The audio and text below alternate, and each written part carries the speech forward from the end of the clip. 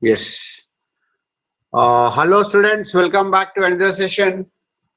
We are dealing up with the chapter of fluids. Voice is not audible. Sima Tabassum, is it same for all? Kindly cross check with others. Is it same for all? If it is, I'll restart my device. No sir, it's clear. Clear. Okay, Sima, check out. See, one thing is when you are seeing this one, if you get some messages in WhatsApp or some messages in inbox, any other thing what you get, that makes some disturbances in the network signals, that causes this kind of issues. Make sure that you keep your mobiles or laptops in do not disturb mode, so that signal fluctuations will not take place. If anything goes like that, you'll find some kind of disturbances for some time, for some seconds of time, that's it, not for long time. So straight away, right, everything is fine now. Clear, right? I'm starting. Right. We shall now talk about important theorem called as Bernoulli's theorem. And in examinations, it is also called as Bernoulli's principle or Bernoulli's theorem. In examinations, you will be asked to derive the expression for Bernoulli's theorem. Or how do we do actually when you get some kind of theorems? First of all, we should give the statement of that. And once the statement is given, that statement has to be verified. And what Bernoulli's theorem states that it says that in a fluid, remember, Bernoulli's theorem states that in a fluid of incompressible and non-viscous fluid. What kind of fluid we take? We take incompressible and non-viscous fluid. For an incompressible and non-viscous fluid, the sum of pressure, kinetic energy per unit volume, and potential energy per unit volume will always remain constant. What it says? This is a statement of Bernoulli's theorem.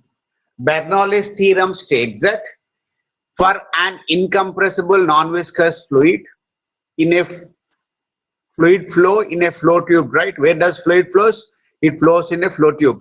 The sum of pressure, kinetic energy per unit volume, and potential energy, sum of these three will always remains constant. Means one will decrease, other will increase, but no matter how the changes will take, but the sum of all these things will be remaining constant.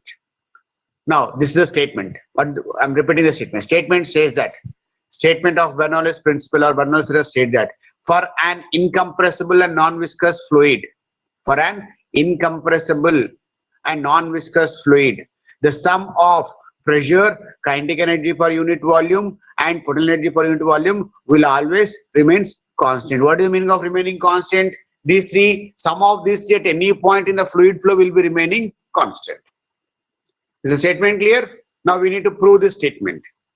We need to prove this, and we do that mathematically like this. Proof of this statement.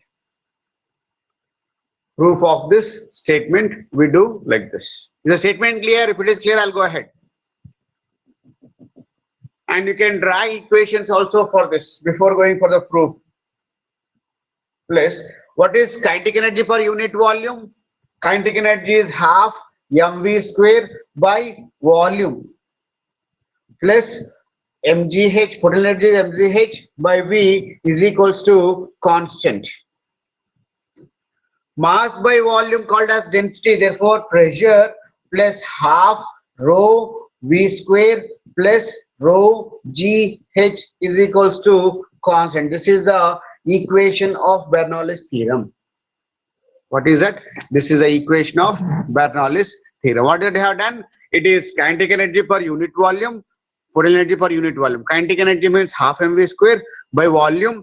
Potential energy means mgh by volume. M by v, mass by density. Mass by density is called, mass by volume is called as density. This is density rho, not p. This is p. You should get the difference. Pressure p, density rho. To make that understanding clear, I'll write like this. I'm putting some kind of, this is what density is. This is what density is and this is pressure is, because since both are there, you might be confused a little to get the difference in these two. Is the statement clear so far? Is the things clear so far? No responses? No responses. One response. Yes, clear. Adnan Sani. Sometimes he comes and he rocks. Yeah, Adnan, very good. How are you? Madhu, clear, right? So what is the statement now? What is the statement of Bernoulli's theorem? Bernoulli's theorem states that for an incompressible non-viscous fluid, the sum of kinetic energy plus potential energy per unit volume. Sorry, sum of pressure, kinetic energy per unit volume, and potential energy per unit volume will be always remaining constant. This is the meaning of Bernoulli's theorem. This can be modified to this form. Pressure plus half. What is this half rho v square indicating now? Half rho v square is indicating what? Kinetic energy. Half mv square is kinetic energy, but half rho v square is what? Kinetic energy per unit, because kinetic energy mass by volume I have shown here, right? Kinetic energy per unit volume. This is rho gh, not mgh. This is rho gh, called as potential energy per unit volume. Right? This factor is clear, right? Now let us check the proof of this theorem. Let us check the proof of this. Proof. Because statement is clear, now we are going ahead with proof part. Right?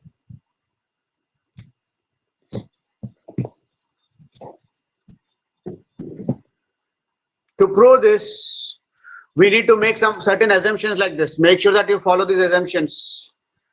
Consider a flow tube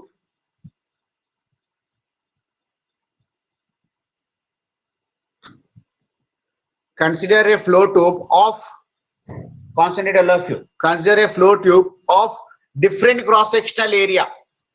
Yes or no? Here area is less, here area is more. This is a flow tube. Flow tube means what? Tube of flow. It's a pipe, some kind of a pipe with different cross-sectional area. Right? Right. Let this flow tube filled with some kind of a fluid inside this up to here, from here, and let this fluid is having a density given by means of rho. Let rho be the density of the fluid. This tube is filled with fluid whose density is rho. Let one end of this be termed as region 1, other end of this fluid has two different ends with that. One end of this is 1, other end of this is 2. Now, what kind of a fluid we are assuming now? We are assuming an incompressible and non-viscous fluid. What is incompressible and non-viscous fluid? Incompressible and non-viscous means mass of the fluid will not change, volume of the fluid will not change. If it is not, I have told you in the previous class, volume inside this fluid will remain same no matter where the fluid goes, and mass of, because density is constant. For this fluid, if density is constant and mass remains constant, will the volume changes? The meaning is incompressible and non-viscous means these two will not change, these two will remain same throughout. Is this point clear? Incompressible and non-viscous fluid means mass of the fluid will not gain any mass from other things, or it will not lose any amount of its mass. Srimata Basam says clear, sir, right? Right? Mass and volume of the fluid will remain same. Now, there is a flow tube with a fluid inside that whose density is rho, and there are two ends of this fluid in the form of 1 and 2. Now, since this is incompressible fluid, total mass remains constant, total volume remains constant. I am just making you remember this caution. We use both together here, velocity and volume. Both are V's only. One is velocity, other is volume. So you should get that difference, that I will be making use of this kind of notation to get the difference. This we use for volume and this we use for velocity. We are dealing with both the cases of volumes and velocities. I am giving you some caution that do not get confused with the notations what we use. I am using this for volume and this for velocity. Is the point clear? This is volume. Like this it is volume, because small and capitals also you can write, but when I am writing in a fast manner, both appears to be same size. So I am not writing small and small, I am differentiating like this. Right? Is this clear? So let now see here, concentrate here. Let a force of F be applied at region 1. Let we are now moving the fluid in the flow tube from one end to the other end. We are applying force in this direction. We are applying force in this direction. Also, let us suppose that let the center of this region of this one, region 1, is at a height of h1 from the earth surface, and the center of this one flow tube or the liquid or the fluid is at a height of what? h2 from the surface, earth surface. Flow tube is having a liquid which are at certain heights like this. Now initially what we do, we apply a force of F1 at surface 1. You are applying in the inward direction to the fluid. In this direction you are applying the force. Now what happens to the entire fluid now? Entire fluid starts moving like this, yes or no? Entire fluid will start moving in this direction because you are applying some kind of force at one end of the fluid. That makes that entire fluid, because of Pascal's law, that entire fluid will get that kind of force, and that fluid now starts moving in the backward direction. Now we will write equations for all these cases. Now let a force of F1 be applied for a time of dt. For how much time the force is applied? I am supposing dt indicates small time interval. We won't apply force for longer time like 1 hour, 2 hours like it. We simply apply for small amount of time. Let a force of F1 be applied at region 1 for a time of dt. Then what this force will do? Applied force on a fluid will do what? It will make that fluid to move in the backward direction. Means when it is moving, it should get some kind of speed. Let V1 be the speed associated with the fluid at region 1.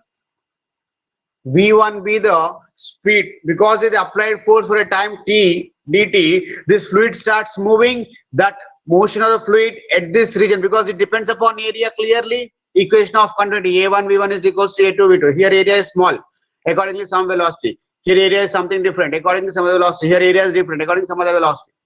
Applied force is applied F1 at region 1 for a time of dt, with which the fluid starts moving with a velocity of what? V1 in this direction, in the upward direction.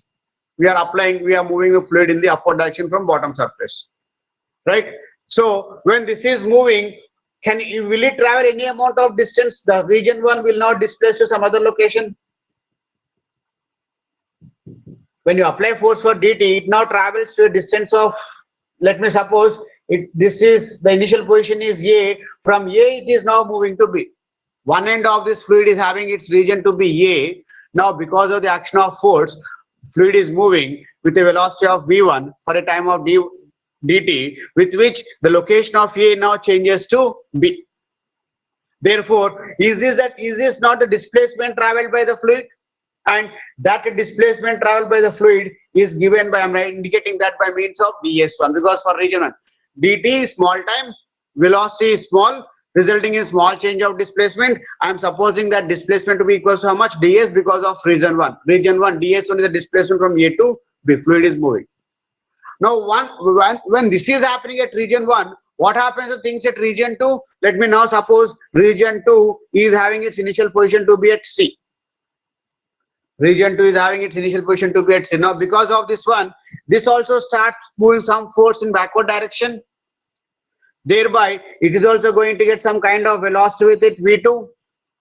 And dt is going to be same for both, because how long you apply force here, same force is going to be generated here. How long you apply force, as long as force is applied, it is going to get the same amount of time. How much time force is applied here, that much time this fluid is going to move. Yes or no? Right. Accordingly, let us now suppose at region 2, a force of F2 is generated, with which the fluid is moving in the backward direction, covering a distance from displacement from C to D, where displacement in this region is given by means of ds. Are the terminologies clear? 1 and 2, what is happening? Important point this is. Once we are clear with these terminologies, we now go for mathematical steps. Are these things clear? 1 and 2, what is happening, or shall I repeat?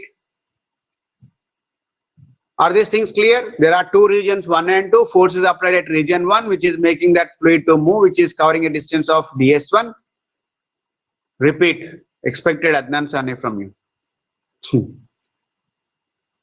because you won't concentrate much, I know. Right, listen, all of you. While taking itself, I have repeated 3-4 times, but still, anyways, concentrate now. This is a flow tube of variational cross-sectional area A, smaller area, larger area, filled up with fluid whose density is rho. What kind of fluid this is? Incompressible and non-viscous. Therefore, the meaning of incompressible non-viscous is what? It makes no loss of mass and no loss of volume, because density is remaining same. Mass is not going to the walls of the container. Volume is also not going to the walls of the container. So accordingly, at region 1, you are applying a force of F1, which is making fluid at F1 to cover to some other location. For how long the force is applied? Force is applied for a time of dt. If force is applied for a time of dt, this moves, let me now suppose this is moving the velocity of v1, covering a distance of ds1. It is moving with v1 to a time of dt, covering a distance of ds1. Or during the application of force F1, fluid is displacing itself from A to B. During the same time, what will happen? Because fluid particles will exert Pascal's pressure, because of Pascal's law, pressure on all the sides. From here is the initial location of second region. Applied force will make the fluid to go like this. Let now suppose that it goes with a force of F2, covering a distance of how much? Covering a distance of ds2 for a time of how much? For a time of dt. Accordingly, the speed associated with the fluid at this region is going to be v2. v1 is the speed, because areas, it depends on areas, we are getting 2 different rotations. There are 2 different regions, 1 and 2, having different specifications. Force F1 is acting, force F2 is generated. Here it is force acting on the fluid, here it is force acting on this by the fluid. Here this force is by the fluid, here this force is on the fluid, because externally you are applying the force. F1 is force applied on the fluid, F2 is force developed by the fluid, within which only it is going to get that kind of force. And these 2 locations are the heights of what? H1 and H2 from the surface of the earth. Means it is not exactly in the straight line path, it is now in the form of some curved path like this. Is this terminology is clear now? I'll now go ahead with the other part. Right, now let P1 be the pressure at region 1, P1 be the pressure at region 1. Can you write any equation for this? Can you write any equation for this? Right, clear, okay. Can I I'm supposing that pressure here is going to be P1 and pressure here is going to be P2, and this area is going to be A1 and its area is going to be 2 different regions. You have 2 different areas, right? 2 different regions, you have 2 different areas. This area is supposed to be A1, this area is supposed to be A2. If area is different, force is there, we are going to get pressure P1, and the pressure at this location is supposed to be, let P1 be the pressure at region 1. Right, P1 be the pressure at region 1. Then what is the equation you can write for P1? P1 is equals to, can you write pressure is equals to F1 by A1? Right, sir? This implies that F1 is equals to P1 times of A1. Can you write like this? Force is equals to F1 by A1. Very good. Pressure is equals to P1 by F1 by 1. Similarly, can you say that pressure at second location is equals to F2 by A2, which implies that force 2 is equals to P2 into A2. Force is equals to pressure into area.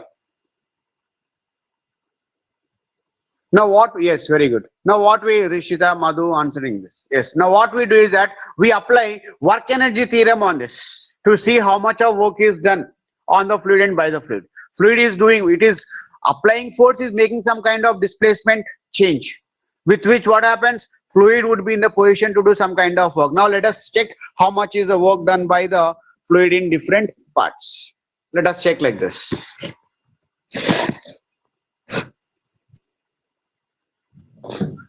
Right. Now, let W1 be the work done. Simply what we do that we apply Work-Energy theorem to solve this. Be the work done at region 1. How much is the work done at region 1? At region 1, W1 is amount of any formula for work done. Work done is defined as product of force into displacement. And what is the displacement at region 1?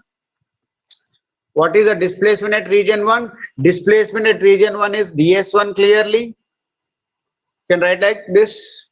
Displacement in region 1 is equals to ds1. Yes or no? Displacement at region 1 is equals to ds1. But what is F1? Work done is equals to, can I say F1 as equals to P1 A1 times of ds1? Can you write like this? Can you say? All are simple mathematical steps, one by one we follow. First we are writing work done at region 1. Work done at region 1 is denoted by W1 is equals to force into displacement. Do we know this or not? Force at region 1 is F1, displacement is ds1. Whereas F1 can be replaced by pressure into area, P1 A1 into ds1. A into ds1 is what? A1, area 1 into displacement. Area into displacement. This is the area. This is the displacement. Gives rise to what? This entire volume, right? Area into displacement. Length into breadth into height. Length into breadth is area. Area into height is given by meter. That is pressure. W1 is equals to into delta V1. I'm writing this as delta V1. Delta is what now? Volume. Or this entire part can be replaced by A1 into ds1 can be replaced by V1 A1 ds1. This part is volume. I'm indicating that volume by means of delta V. Is this point clear? Is this point clear? If this is the work done at region 1, can you now write the equation for work done at region 2? Work done at region 2. Work done at region 2. Again it is F2 into ds2. Force into displacement. Force into displacement. W2 is equals to F2. Same way. Right?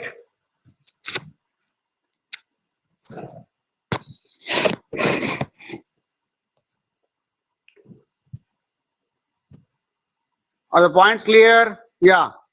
Very good, Madhu. You're on fire today. W2 is equals to P2 A2 into ds2 again volume. P2 into delta V2. Not this one. This is equation 1. This is equation 2. Work done at region 1. Work done at region. What is the total work done? Total work done is sum of these two work dones. Total work done is equals to sum of these two. Total work done is equals to sum of these two. I have no place for board to write. I'll just try to write here.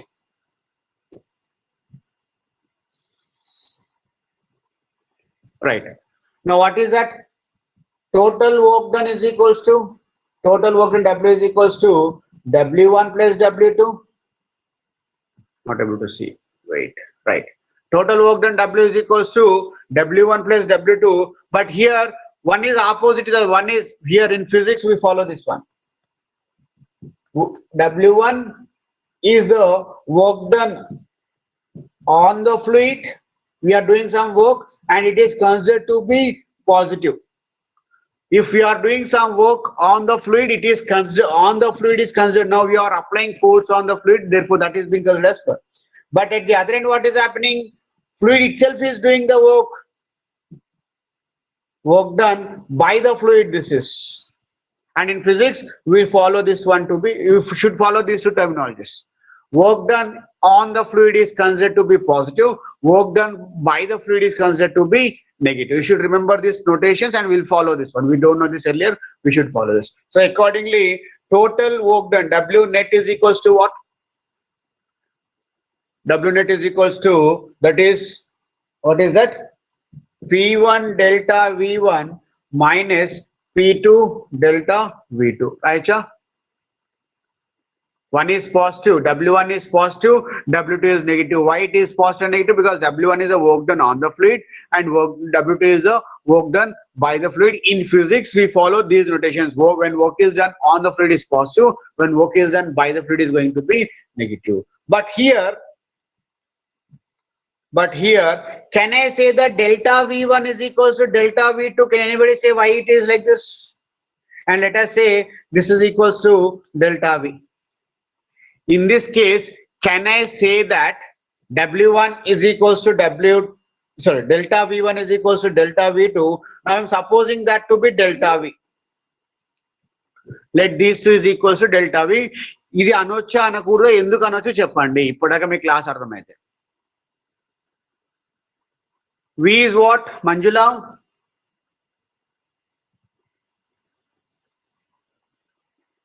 We do not change volume. Very good. Right. Velocity, volume it is, Madhu. Volume it is. Velocity changes, but volume remains same. I'm writing velocity like this and volume like this. Or simple. It's a simple logical. I mean, this kind of a confusion. No, that's the reason why I told you not to get confused between V and capital. I am writing volume like this, velocity like this. So I'm writing this like this. What is it? It is volume. Why it is volume now? Why volume remaining constant? Tell me. This is volume, right? Why volume is remaining constant? Because the fluid under steady is incompressible and non-viscous. Had we seen in the beginning part or not?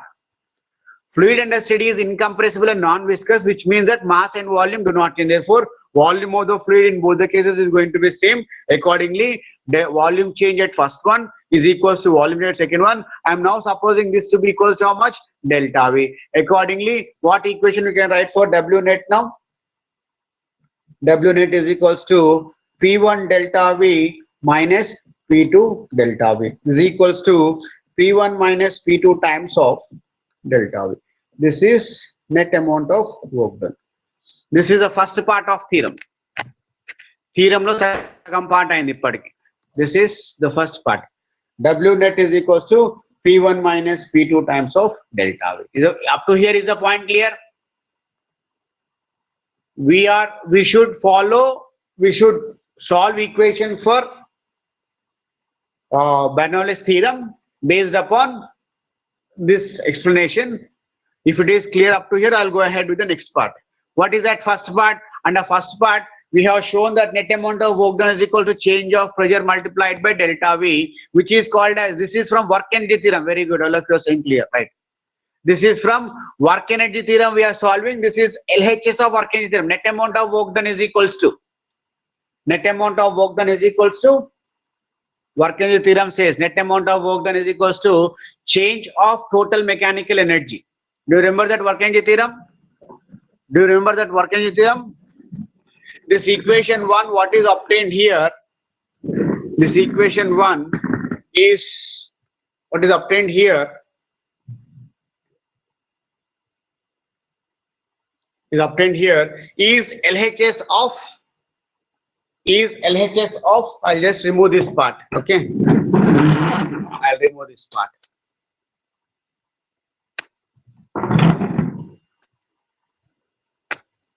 I'm removing this part. Remember this part.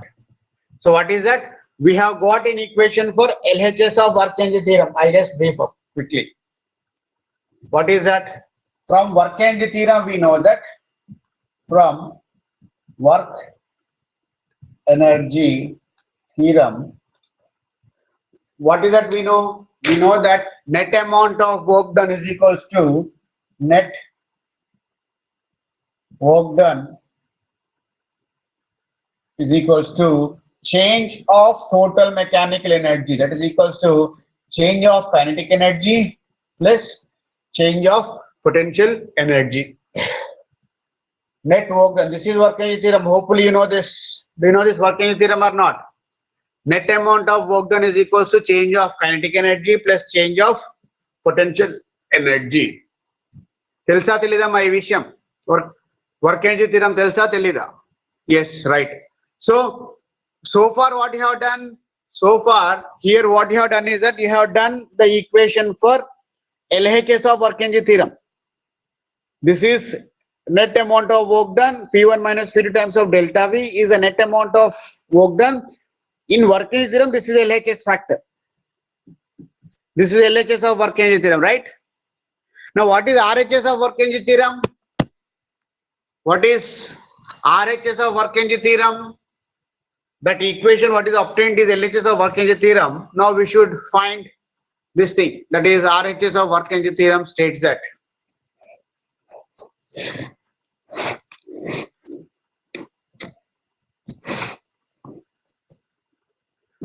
what is change of kinetic energy? Delta K. Final kinetic energy minus initial kinetic energy is equals to half m v2 square minus half m v1 square. V2 is we suppose V2 is the velocity at region 2, V1 is the velocity at region 1. Yes or no? Simple thing. RHS is simple. For this fluid, had we assumed that velocity at region 2 be V2, velocity at region 1 to be V1, but how much mass is flowing? Since mass is remaining constant at region 1 and region 2, mass is same. Kinetic energy final is half mv2 square. Kinetic energy initial is half mv1 square. What is change of potential energy? Final kinetic energy minus initial kinetic energy, that is mgh2 minus mgh1. Right, kinetic potential energy is mgh2 final. Initial potential energy is mg. Change of energy is final minus initial mgh2 minus mgh1. So, are these equations clear? There is plenty of thing only for W net, but these two are simple. These two are simple. Yes or no? Waiting for reply from you. Is this clear so far? We are using work energy theorem. W net is equals to change of kinetic energy plus change of final energy. Change of kinetic energy means what? Final kinetic energy minus initial kinetic energy. Yes sir, Nikita, Lavanya, clear sir. Right. Half mv2 square minus half mv square is the change of kinetic energy. mgh2 minus mgh1 is the change of final energy. Therefore, these two is the RHS of work energy theorem. These two, sum of these two is the RHS. Sum of these two is the RHS of work energy theorem. And the previous equation, what is obtained is the LHS. So can you now compare those equations? So, applying work energy theorem, can you now say that what is W1? Remember that equation? W net is equals to how much? Have we got this equation? P1 minus P2 times of delta V is equals to Ochinda P1 minus P2. W net is P1 minus P2 times of delta V. Is it there here or not? Check out. LHS of work energy theorem, that is P1 minus P2 times of either asan ikkada. P1 minus P2 times of delta V is equals to what? Change of kinetic energy half m v2 square minus half m v1 square. What notation I have to follow for V? I said I'll use this. This is volume. This is velocity. Right, Amma? This is change of kinetic energy plus mgh2 minus mgh1. Right, Cham? Check out. This is applying work energy theorem. LHS of work energy theorem is P1 minus P2 of delta V is equals to final change of kinetic energy plus change of potential. Right, sir? Then P1 minus P2 is equals to half m v2 square by delta V. I'm simply taking delta V to the other end and dividing for all the terms. Minus half m v1 square by delta V plus mgh2 by delta V minus mgh1 by delta V. Right, cha?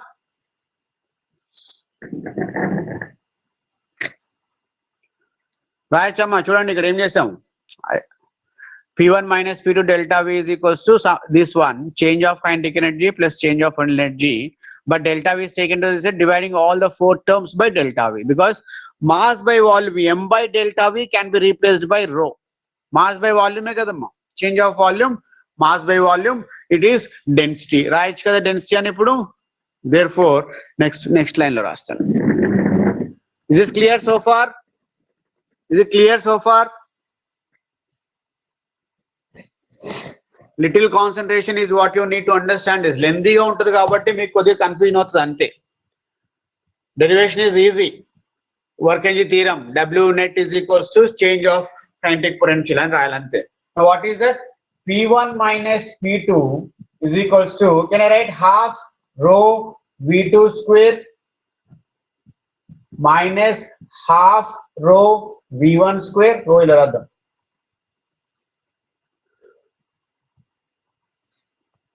Then plus rho G H2 minus rho G H1. Right, Chama?